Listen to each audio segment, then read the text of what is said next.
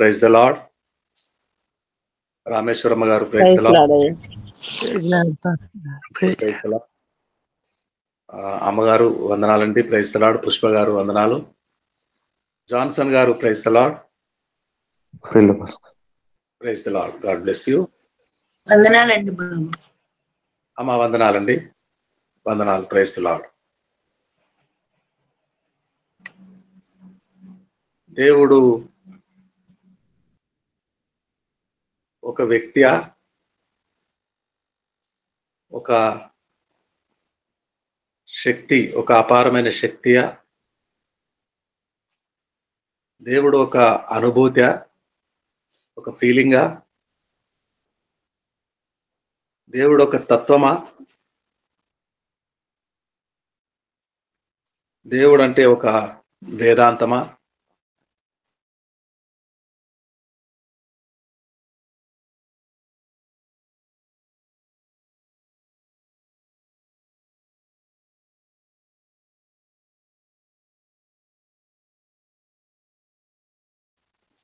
అయ్యో దేవా అనుకొనుటయా? అప్పుడే ఉంటాడని తెలుస్తుందా? దెబ్బ తగలక మునుపు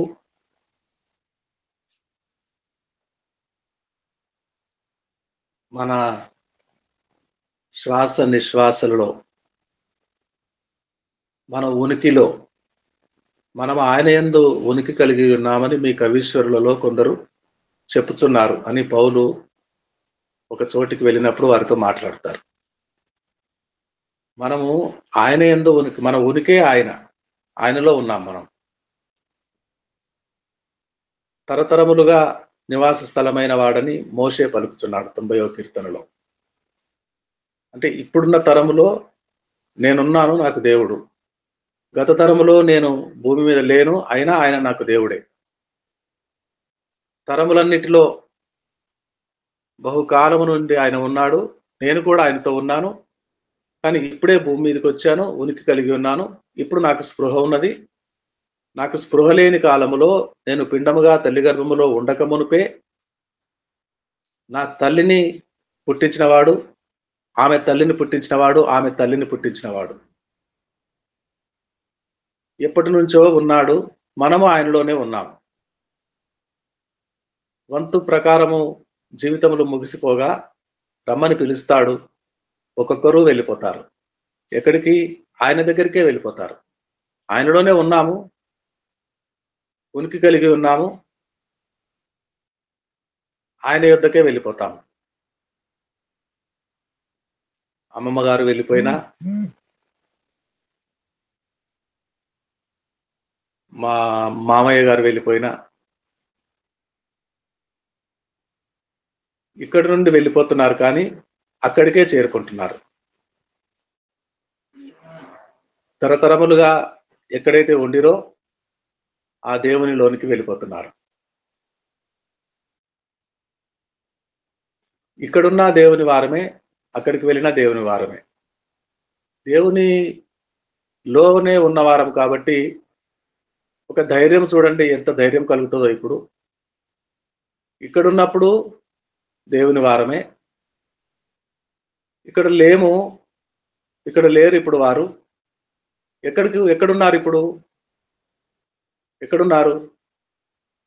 నావారు అయ్యారంటాడు యెషయా గ్రంథం 26లో.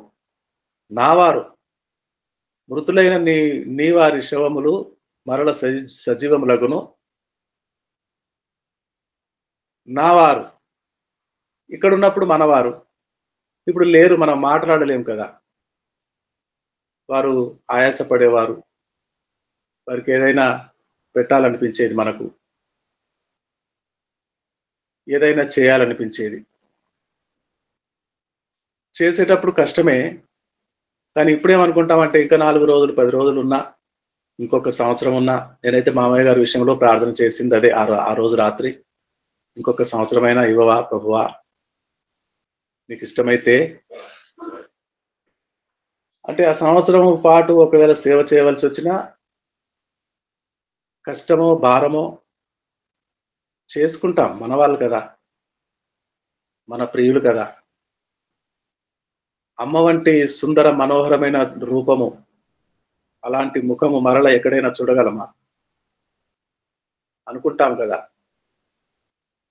అయితే వారు దుఃఖములన్నీ తీరిపోయినాయి, ప్రయాసలెల్లా తీరిపోయినాయి, సంతోషంగా ప్రభువులో ఉన్నారు. ఇప్పుడు వెళ్ళిపోయేటప్పుడు వారు అనుభవించిన బాధ ఇప్పుడు వారికి లేదు.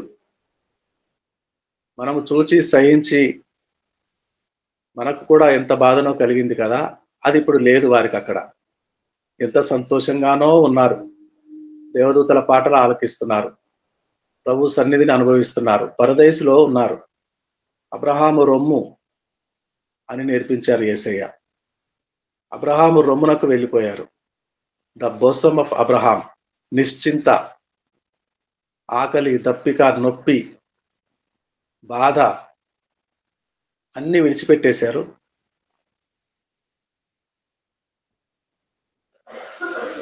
ప్రభు యొద్దకు చేరుకున్న వారి నిమిత్తము సందేశాలు పంపిస్తారు. వారి జ్ఞాపకాలు పంచుకొని నెమరు వేసుకుంటూ రెస్ట్ ఇన్ పీస్ అంటారు. Rest in piece.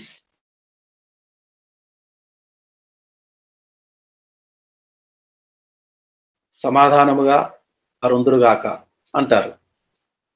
మనము కోరినంత మాత్రం చేత వారు సమాధానముగా సమాధాన స్థితి ఉన్నదని పిలుచుకొని దేవుడు విశ్రాంతిలో వారిని చేర్చుకుంటాడా? దేవుడే మొదట, ఆయనే చేర్చుకుంటాడు. వారి ప్రయాసలు, వారి నొప్పి, బాధ నివారణ అయిపోయింది. ఇక వారు ఇప్పుడు అక్కడ సంతోషముగా హాయిగా ఉన్నారు.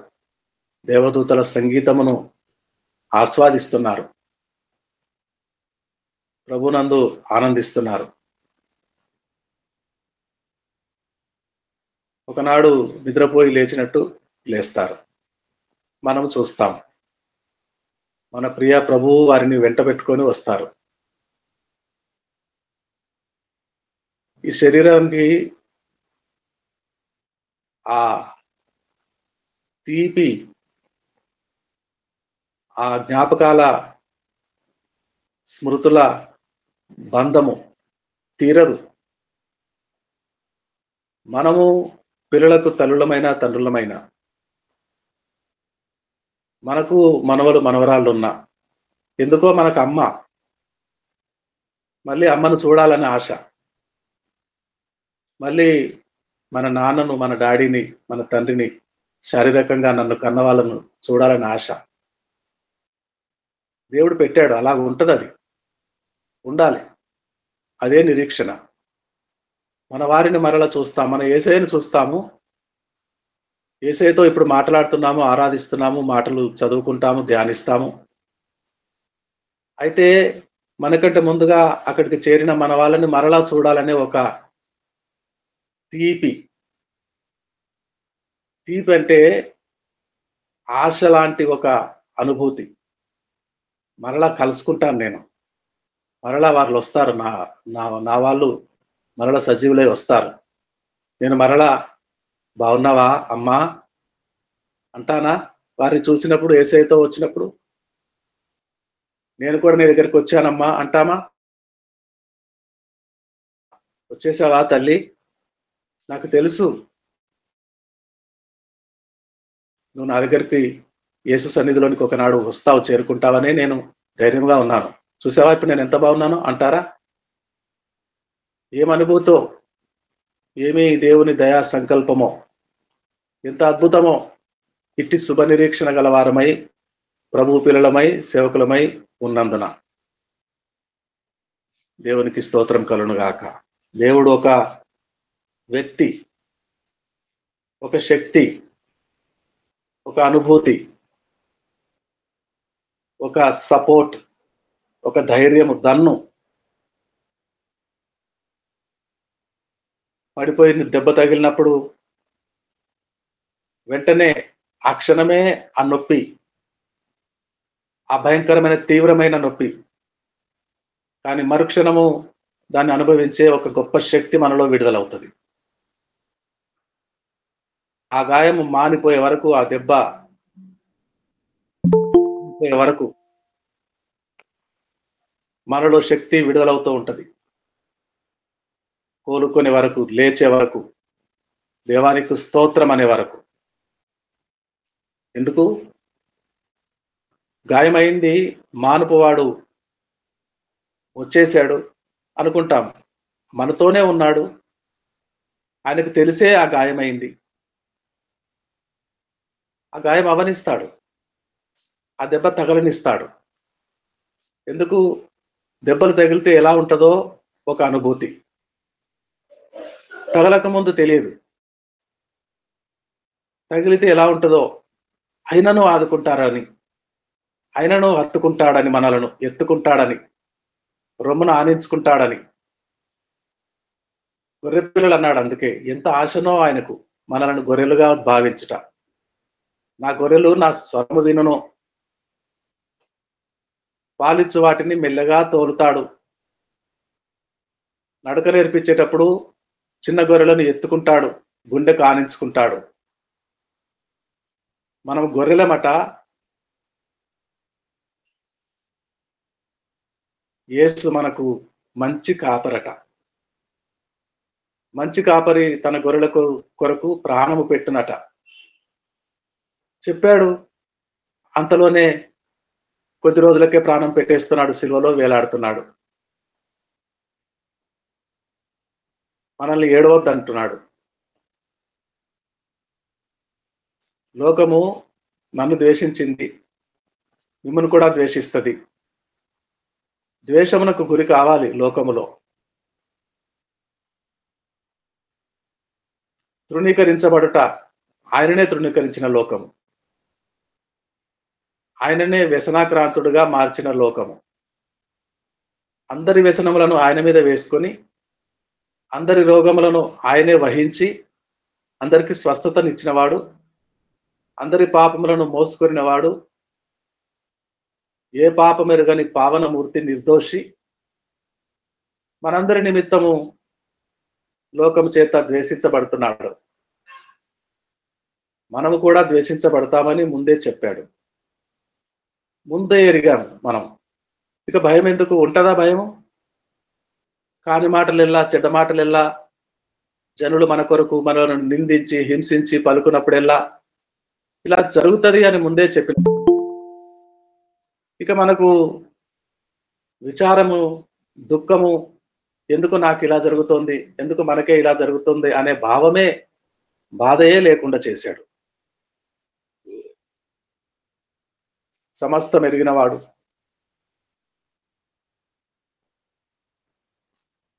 సమస్తం ఎరుగుట అంటే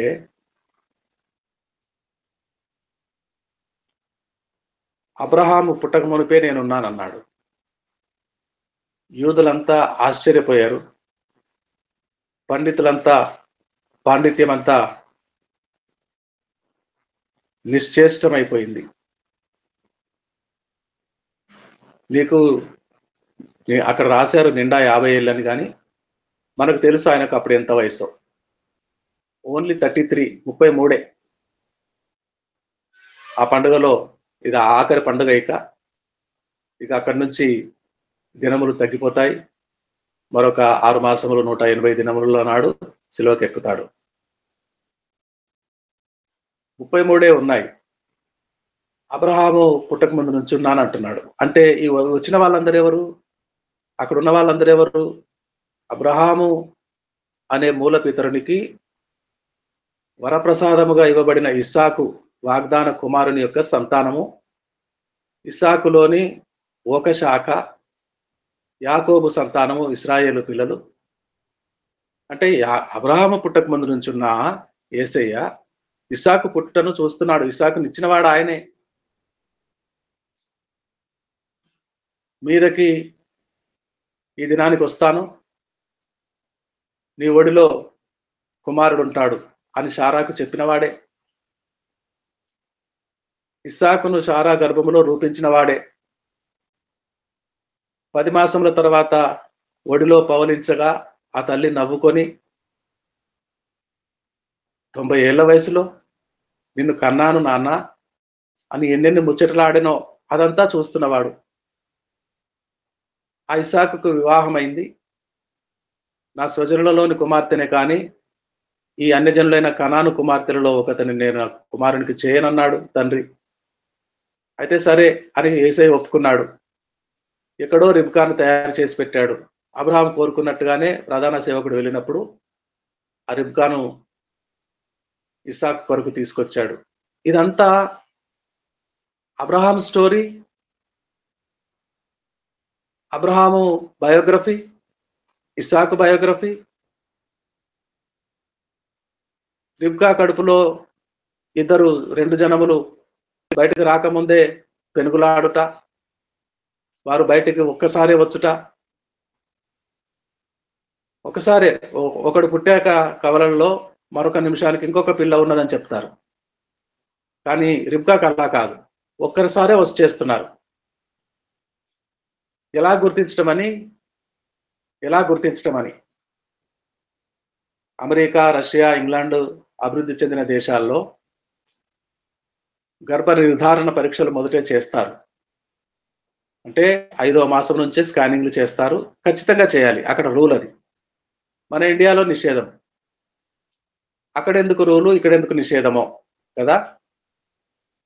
అక్కడ 5వ మాసం నుంచే తెలిసిపోతుంది ఖచ్చితంగా. ప్రతి మంత్ ఇప్పుడు మనం నెల వెళ్ళి పరీక్షలు చేసుకుంటాం కదా. ఇక్కడ గర్భిణి ధరించిన ఆ కుమార్తెను, ఆ తల్లిని నెల పరీక్ష చేస్తారు. ఏం చేస్తారు? శిశువు ఆరోగ్యంగా ఎదగాలి, ఐరన్ తక్కువ ఉందా, ఇంకా ఏమి మాత్రలు ఇవ్వాలి, ప్రతి నెల చెకప్కు వెళ్తారు. అక్కడ ప్రతి నెల శిశువు ఎలా ఎదుగుతుందో స్కానింగ్ తీసి చూపిస్తారు. ఆ ఫిల్మ్ చూపించేస్తారు, మిషన్లో చూపిస్తారు, దాని కాపీలు తీసిస్తారు. అంటే ఆడబిడ్డ పుడుతుందా, మగపిల్లవాడు పుడతాడా అనేది ముందే తెలిసిపోతుంది వాళ్ళకి అక్కడ. ఇక్కడేమో మనకు నిషేధం. ఆ విధంగా ఇక నెలను నిండిన నాడు, దినాలు నిండిన నాడు వందలాది మంది పుడతారు. ఒకే ఆసుపత్రి ఉంటుంది అక్కడ. తాడేపల్లిగూడెం అంతటికి ఒకే ఆసుపత్రి, విజయవాడ అంతటికి ఒకే ఆసుపత్రి. చిన్న చిన్నవి, బుడ్డవి, పెద్దవి ఒక ఊర్లోనే 10 ఆసుపత్రులు ఉండవు. ఒకవేళ జనసంఖ్యను బట్టి 2 ఉన్నా అది గవర్నమెంట్ కంట్రోల్లో ఉండవలసిందే. ప్రభుత్వ పరంగానే ఉంటాయి అక్కడ.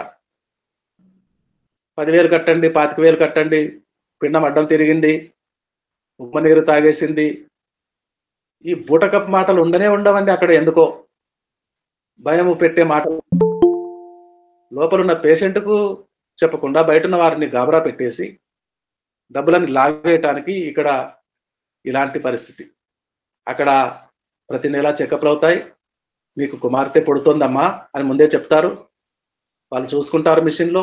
కుమారుడు కలుగుతున్నాడని చెప్తారు. కుమారుడైనా కుమార్తెైనా దేవుడు ఇచ్చారని అపురూపంగా భావిస్తారు, పెంచుకుంటారు. అందుకే అక్కడ వారికి చెప్పేస్తారు ముందే. ఇక్కడ చెప్తే ఏమవుతుంది? కుమార్తె పుడితే ఏం చేస్తారు? దేవుల్లో ఉన్న వాళ్ళైతే అంగీకరిస్తారు, అయినా నొచ్చుకుంటారు, బాధపడతారు. ఇప్పుడు కూడా ఆడపిల్లేనా అనుకుంటారు. దేవుల్లో లేకపోతే ఎంత ప్రమాదమో తెలుసండి. రానివ్వరు ఈ లోకంలోనికి. ఆడపిల్ల పుట్టబోతుందని ముందే తెలిస్తే ఈ లోకంలోనికి రానివ్వరు. భ్రూణ హత్యలు అంటున్నారు, గవర్నమెంట్ పేరు పెట్టింది. అంటే పుట్టని శిశువును పుట్టక ముందే చంపుట. అది జరుగుతుందని ఈ మహా మూర్ఖపు దేశ ప్రజలు అంగీకరించరని నిషేధం పెట్టారు. జైలు, జుర్మానా, ఖండితమైన ఆజ్ఞ. అలాంటి పరీక్ష ఎవరు చేయకూడదు. అంటే చేయలేకనా? ఇండియాలో చేయొచ్చు, చెప్పేస్తారు, స్కానింగ్ రిపోర్ట్ చెప్పేస్తారు, కానీ చెప్పకూడదు. చెప్పాడని తెలిస్తే మూసేస్తారు, సీలేస్తారు, సీజ్ చేస్తారు, జైలుకు పంపిస్తారు. చెప్పిన వాళ్ళని, చెప్పించుకున్న వాళ్ళని, అందరినీ. అక్కడెందుకు అలాగంటే తల్లి మాత్రమే ఆ ప్రసవం చేయటానికి లోపలికి తీసుకెళ్ళిపోతారు. ఎవరిని రానివ్వరు. అందరూ ఇంటికాడ ఉండవలసింది. హాస్పిటల్ బయట కూడా ఎవరిని రానివ్వరు. ఫోన్ చేసి పిలుస్తారు. ఇప్పుడు మీకు మీ భార్య ప్రసవించింది, ఆడపిల్ల పుట్టింది, ఆరోగ్యంగా ఉంది, 3 రోజులైంది, మీరు వచ్చి చూడొచ్చు. అదేంటి? పుట్టేటప్పుడే మేము చూడాలనుకుంటాం కదా మనం ఇక్కడ ఉన్నాము. అద్దాల తలుపుల దగ్గరికి వెళ్ళి పుట్టేటప్పుడే చూడాలనుకుంటారు రానిస్తే. రానివారు కాబట్టి బయట పడిగాపులు కాస్తారు ఆ మాట వినటానికి. ఎవరు పుట్టారో ఆ మాట వింటారు. పుట్టిన వెంటనే తెలుసుకోవాలట. పుట్టిన వెంటే మరి పుట్టిన వెంటనే ఆడపిల్ల అంటే వద్దు అని మగపిల్లవాడుగా మారిపోతుందా? మారిపోదు కదా. దేవుని చిత్తం కదా, దేవుడు ఇస్తాడు కదా. అక్కడ కనిన వెంటనే ముందే పేరు చెప్పాలి అక్కడ తల్లికి.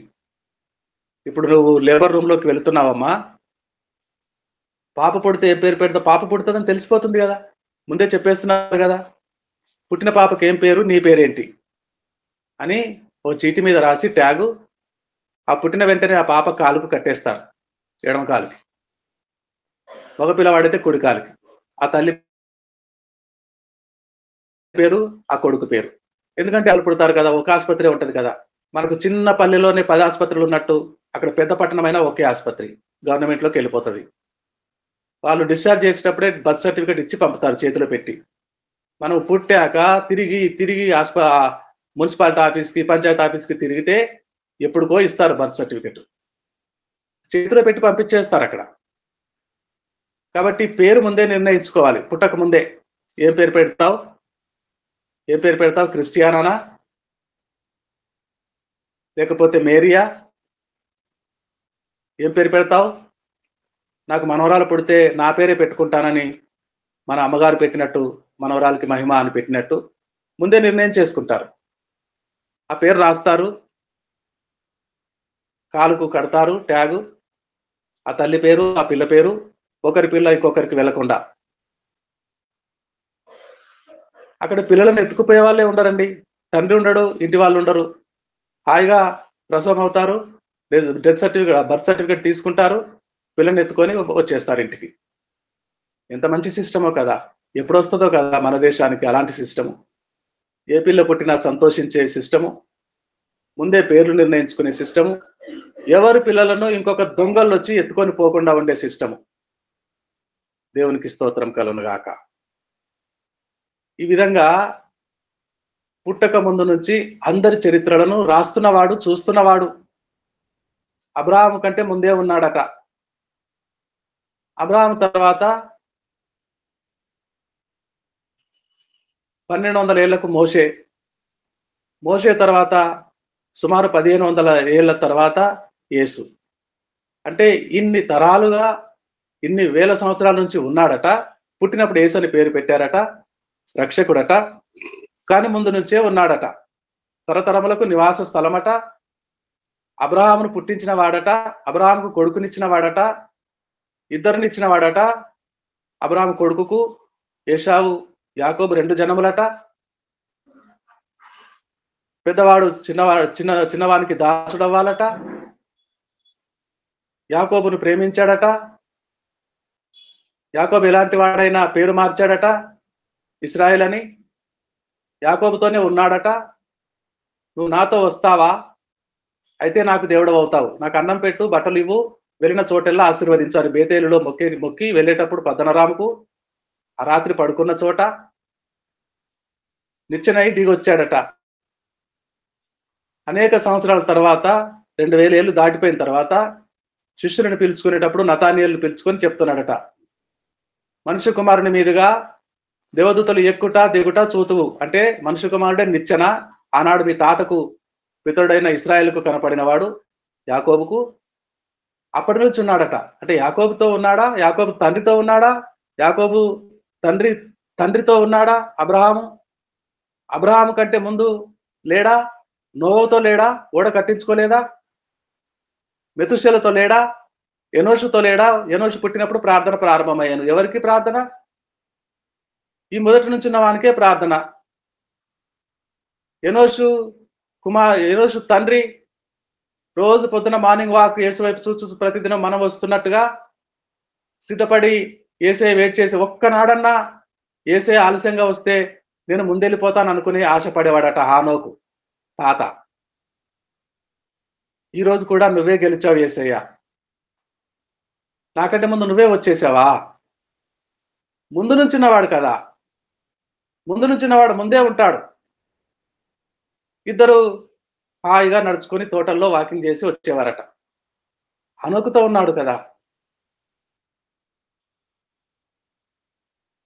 వారి నిర్మాణం చేసిన వాడు కదా, తొలి కుటుంబాన్ని తోటలో తన స్వరూపం ఇచ్చాడు కదా, తన శ్వాసనిచ్చాడు కదా, తన ఊపిరి పోసాడు కదా, తన ఆత్మనిచ్చాడు కదా. ఉన్నవాడు అనువాడు దేవుడు ఎవరు? ఒక వ్యక్తియా, శక్తియా, ఒక ఫీలింగా, అనుభూతియా? దెబ్బ తగిలినప్పుడు తండ్రి నాయన అనగానే వచ్చి ఆదుకొని లేవనెత్తినప్పుడే దేవుడా? తగలక ముందో, నడక నేరవక ముందో, నడిచినప్పుడు పడి లేచినప్పుడో, పరిగెత్తినప్పుడు మోకాలు రక్కుకుపోయి, మోకాలు చేతులు రక్కుకుపోయి రక్తాలు కారినప్పుడో ఆ గాయాలన్నీ ఎలా మానిపాడు? తల్లి గర్భంలో రూపింపబడుతున్నప్పుడు, ఆ తల్లిని రూపించుతున్నప్పుడు దేవుడు అనంతమైన దేవుడు. దేవుడు ఆది లేని దేవుడు, ఆది అంతము లేనివాడు, ఆద్యంత రహితుడు, నిత్యమున్నవాడు, ఉన్నవాడు అనువాడు అని రుజువుపరుచుకున్నాడు. నీ పేరేంటయ్యా? నువ్వెవరిని చూసొచ్చావో మాకే మెరుక అంటారు పొదలో మోషేతో, మోషే దేవునితో.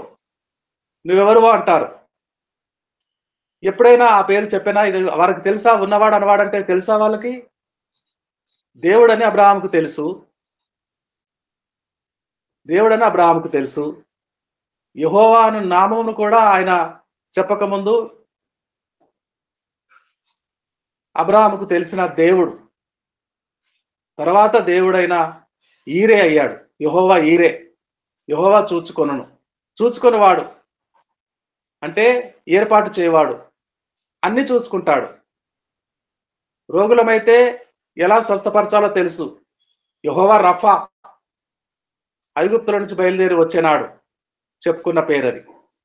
యెహోవా ఈరే తెలుసు, యెహోవా రఫా తెలుసు. ఈ ఉన్నవాడని వాడెవరో మొట్టమొదటిసారి మోషేకు చెప్తున్నాడు. నా పేరా? నా పేరు కావాలా నీకు? పితరుల దేవుడను అంటే అంగీకరించరా వాళ్ళు? మీ పితరుల దేవుడను, అబ్రహాం, ఇస్సాకు, యాకోబుల దేవుడను, ఆయన నాకు ప్రత్యక్షమయ్యాడు, పొదలో చూచాను, మీ కొరకు పంపించాడు అన్నా. ఇదిగో మా అక్క, మీ పేర్లు చెప్పాడు, రండి నాతో నిలబడండి అని దేవుడు యెహోవా ఈరే అని చెప్పడే, యెహోవా రఫా అని చెప్పడే, కొత్త పేరు చెప్తున్నాడే. ఉన్నవాడను అనువాడను, ఇది చెప్పు చాలు. ఎవరు చూచావు తమ్ముడా?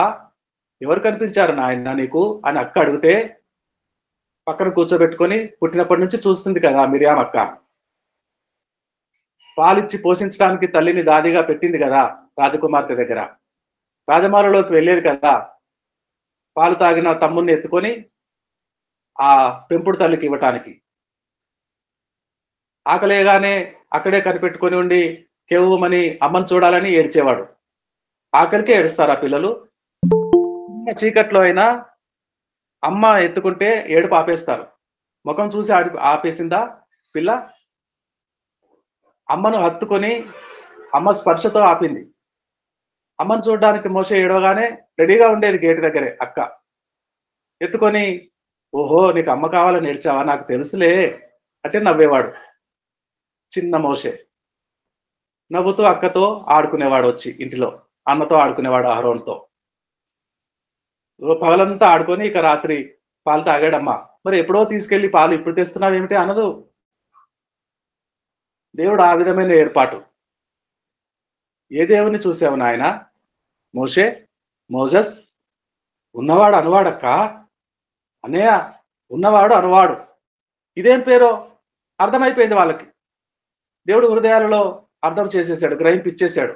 ఉన్నవాడు అనువాడా, మన పితరుల దేవుడా, మన యాకోబు దేవుడా, మన ఇస్సాకు దేవుడా, మన తాత దేవుడా, అబ్రహాం దేవుడా అని ఎంత ఆనందమో.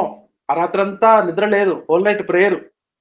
ఇక మనకు విడుదల వచ్చేసింది. ఉన్నవాడు అనువాడు కనిపించాడట మన మోషేకి. ఇక రేపు ఫరో ఎదుటికి పోయి నా ప్రజలను తీసుకెళ్లిపోతారు రా ఫరో అంటాడట. మనందరికీ విడుదలట, తీసుకుపోతాడట మన తండ్రి ఇంటికి. అబ్రహాము నడయాడిన నేల, అబ్రహాము గుడారములు వేసుకొని నలుదిశలా ప్రయాణించి దేవుని వలన వరము పొందుకొని ఈ భూమిని నీ సంతానమునకు నేను ఇస్తాను అని దేవుడు చెప్పిన మన ఊరికి పోతామట, మన దేశానికి. అబ్రహాము కంటే ముందున్నవాడు. మనం నమ్మినప్పుడే మనకు దొరికిన దేవుడు అనుకుంటున్నాం. నేను పుట్టక ముందు నుంచున్నాడు, నన్ను కన్నవాళ్ళు పుట్టక ముందు నుంచున్నాడు, వాళ్ళు కన్నవాళ్ళు, వాళ్ళు కన్నవాళ్ళు, వాళ్ళు కన్నవాళ్ళు, రేపు కూడా ఉంటాడు. ఇప్పుడు మనతో ఉన్నాడు, అమ్మమ్మ వెళ్ళిపోయినా అమ్మతో ఉన్నాడు. ఇప్పుడు కుమారులతో ఉంటాడు, కుమారులకు బిడ్డలతో ఉంటాడు. ఆయన రాకడ ఆలస్యమైతే ఆ పిల్లలు పెద్దవాళ్ళై వాళ్ళు పిల్లలు కని వాళ్ళకి దేవుని పేరును పెట్టి, దేవుని ప్రకారం పేరు పెట్టి దేవునిలో ఆనందించే దినముల వరకు ఉంటాడు. మనం ఉంటామా? మన అమ్మ వెళ్ళిపోయినట్టు, అమ్మమ్మ వెళ్ళిపోయినట్టు మనం కూడా దాటిపోతామేమో. మన చిగురులు వృద్ధి చెంది ఫలిస్తాయేమో. ముందు నుంచినవాడు మన పిల్లలతో చిగురులతో కూడా ఉంటాడేమో. ఎంత పెద్ద దేవుడు కదా, గొప్ప దేవుడు, గొప్ప దేవుడు అని అని అలవాటైపోయింది. హౌ బిగ్, హౌ బిగ్, ఎంత పెద్ద దేవుడు, ఎంత పెద్ద ఉనికి గల దేవుడు, ఎంత వైశాల్యం గల దేవుడు, ఎంత కృప సమృద్ధివాడు, ఎంత కృప సమృద్ధి, తరతరములుగా పంచి పెడుతున్నా తరగనంత కృప కలవాడు, శక్తి సామర్థ్యము బలము కలవాడు, ఆరోగ్యము నిచ్చువాడు, ఐశ్వర్యం నిచ్చువాడు, ఆయుష్కాలం అంతటిలో కంటికి రెప్పలా కను పాపలా కాపాడుకునేవాడు, ముదిమి వచ్చినప్పుడు నడుమున ఎత్తుకొని మోసేవాడు. మన తండ్రి. మనం జీవించినా ఆయన కొరకే, మనం నిద్రించినా ఆయన కొరకే. మనలో ఆయనలోనే లేస్తాం, తిరిగి లేచుట కూడా ఆయనలోనే. దేవునికి స్తోత్రం కలుగునుగాక. హల్లెలూయా, హల్లెలూయా, హల్లెలూయా, హల్లెలూయా. ఇంత గొప్ప దేవుడు అందామా? ఇంత మహోన్నతుడు అందామా? ఎంత గొప్ప దేవుడు. మనం ఆయనలో ఉన్నామని గ్రహించుతున్నాము. ఆయనకే మహిమ కలుగునుగాక, స్తోత్రం కలుగునుగాక. ఆయన దయా కృప నిరంతరము తరతరములు మనకు. అందుకే ఆయనకు భయపడే వారి మీద ఆయన కృప తరతరములకు ఉండును, తరతరములకు ఉండును. మన పితరుల తరములలో ఉండెను, మనతో ఉన్నది మన పిల్లల తరములలో ఉండును. ఆయన వచ్చే వరకు ఉండును, ఆయన వచ్చిన తర్వాత సదాకాలం మనం ఆయనతో ఉందుము. రండి, ఇట్టి మాటల చేత గొప్ప ధైర్యము, గొప్ప ఆదరణ, గొప్ప నెమ్మది మనలో నింపబడునుగాక, అమ్మగారిలో నింపబడునుగాక. అమ్మగారు, మీకు గొప్ప ఆదరణ కలుగునుగాక. మీ ఆదరణ మీ పిల్లలందరికీ కలుగునుగాక. మీ తమ్ముడు గారి కుటుంబానికి, మీ బంధువులకు, మీరు నిలబడిన సంఘములో అందరికీ కలుగునుగాక. రండి, ఆఖరి ప్రార్థన అమ్మగారే చేస్తారు. మహిమకుమార్ అమ్మగారు, తాడేపల్లిగూడెం పట్టణం నుండి ముగింపు ప్రార్థన. ప్రార్థన చేసుకుందాం అండి. దేవాది దేవునికి, బావవారి కుటుంబానికి, చేరి వచ్చిన వారందరికీ వందనాలు. వీలున్న వారందరం మోకరించుదాం అండి. పరలోకపు తండ్రి, నీకు వందనాలు, స్తోత్రాలు నాయన. మరి ఒక పర్యాయం నాతో మాతో నాయన ఎంతో ఆదరణ కలిగిన, ప్రేమ కలిగిన మాటలు నా తండ్రి. నీవు తప్ప విడిచిన ఆయన ఎవ్వరు మాట్లాడరు నాయన. నీవు మాట్లాడితేనే తండ్రి మేము విడుదల పొందుకుంటాం. నీవు మాట్లాడితేనే మేము బలపరచబడతాం. నీవు మాట్లాడితేనే మేము ఆదరింపబడతాం నాయన, ఓదార్చబడతాం. అటువంటి నా తండ్రి మాటలు, శ్రేష్ఠ మాటలు తండ్రి నాయన. మీరే మాతో ఈ ఉదయకాలం నాయన కుమారుల్లో ఉండి మాట్లాడి మమ్మల్ని బలపరిచినందుకే తండ్రి నీకు వందనాలు, స్తోత్రాలు నాయన. ఏకరీతిగా ఉన్న దేవుడు నా తండ్రి, ఏది మాట్లాడినా కూడా నా తండ్రి మమ్మల్ని నా తండ్రి నాయన సంతోషపరచుటకు, నీతో నడిపించుకొనుటకు, మా శ్వాసల చివరి వరకు కూడా మమ్మల్ని ప్రేమతో ఐక్యపరచుటకు నాయన చక్కటి మాటలు మాట్లాడుతావు, భేదం లేని మాటలు మాట్లాడుతావు తండ్రి. అందుని బట్టి నీకు వందనాలు, స్తోత్రాలు తండ్రి నాయన. ఈ రోజు ఉదయకాలం కూడా యేసు వైపు చూచని సహవాస సన్నిధానానికి, నీ బలిపీఠం చెంతకి ఎంతమంది ప్రియులు నాయన చేరి వచ్చారో వారందరిని బట్టి వందనాలు.